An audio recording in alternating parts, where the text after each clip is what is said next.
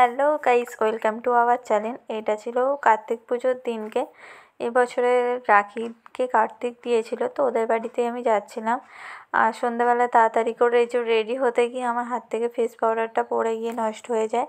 আর তারপরে আমি রেডি হয়ে আমার বরমশাইয়ের সাথে দুজন মিলে আমরা গেছিলাম রাখিতে বাড়িতে। গিয়ে তা দেখি তখনও পুজো স্টার্ট হয়নি, পুজো সবে জোগাড়জাতি এই সব কিছু চলছিল।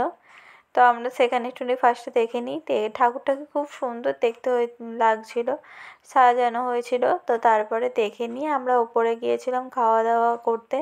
খাওয়া দাওয়া করে এসে নিচে দেখি যে পুজো স্টার্ট হয়ে গেছে।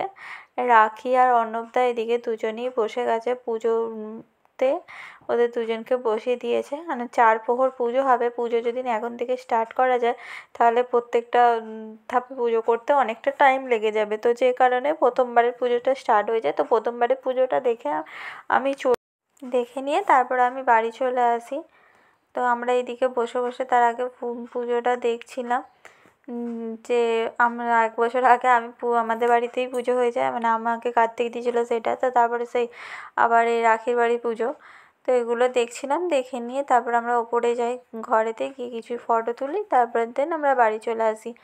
আজকের ভিডিও এই পর্যন্ত। সবাই ভালো থেকো, বাই বাই।